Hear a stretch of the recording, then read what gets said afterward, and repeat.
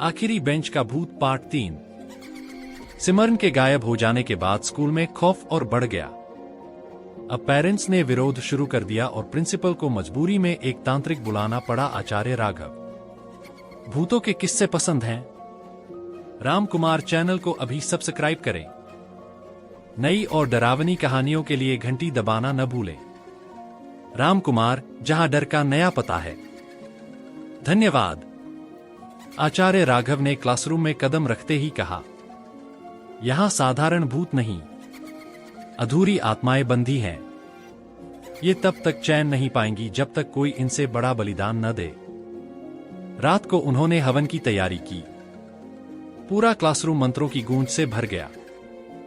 पर तभी पीछे वाली बेंच अपने आप हिलने लगी। उस पर अनामिका, राहुल और सिमरन के 3 काले साए प्रकट हो गए। उन्होंने मिलकर चीख लगाई, तुम हमें मुक्त नहीं कर सकते। अब ये जगह हमेशा हमारी है। अचानक पंखे जोर से घूमने लगे, खिड़कियां टूट गईं और चाकू जैसी हवा चलने लगी। तांत्रिक ने अपने कमंडल से पवित्र जल फेंका।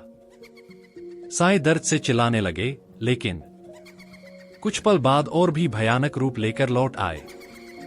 अब राहुल की काली आंखें जलने लगीं, अनामिका के होंठों से खून टपकने लगा और सिमरन के चेहरे पर अजीब सी हंसी फैल गई।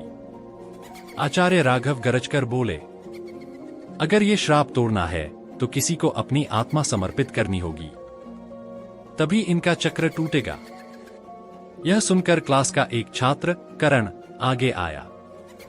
उसने कांपते हुए कहा, अगर मेरी आत्मा देकर बाकी छात्रों की जान बच सकती है तो मैं तैयार हूं। आचार्य ने मंत्र पढ़ा और करण को उस बेंच पर बैठा दिया।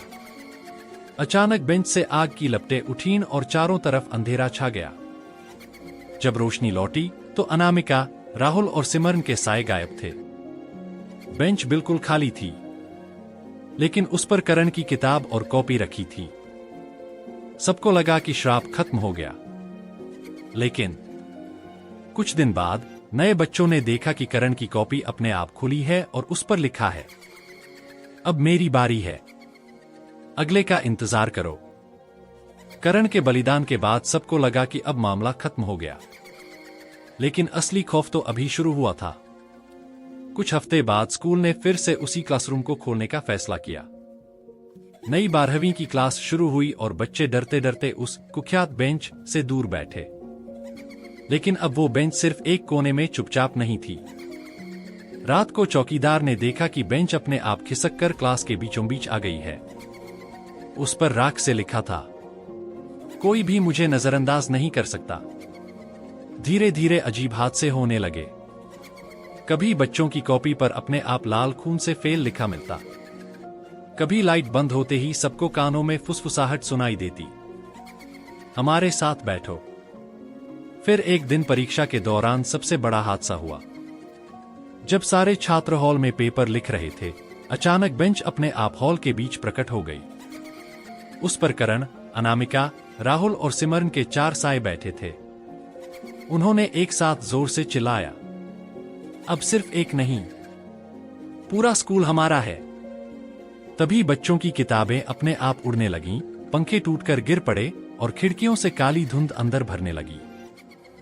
हर बच्चे की कॉपी पर खून से एक ही वाक्य लिखा गया था, इम्तिहान अब मौत का होगा। शोर सुनकर टीचर और प्रिंसिपल अंदर भागे, लेकिन दरवाजा अपने आप लॉक हो गया। बाहर खड़े लोग खिड़की से देख रहे थे, अंदर पूरा हॉल अंधेरे में डूबा है और बच्चों की चीखें गूंज रही हैं। जब दरवाजा सुबह खुला तो क्लासरूम खाली था। न बच्चे, न टीचर, सिर्फ बेंच रखी थी। उस पर 40 कॉपियां थीं, हर कॉपी पर लाल खून से लिखा था, सभी असफल, अगली क्लास का इंतजार। तो दोस्तों, कैसी लगी आज की कहानी? अगर आपको डरने में मजा आया तो राम कुमार चैनल को अभी सब्सक्राइब करें और घंटी दबाना न भूलें ताकि हमारी कोई भी नई और डरावनी कहानी आपसे मिस न हो।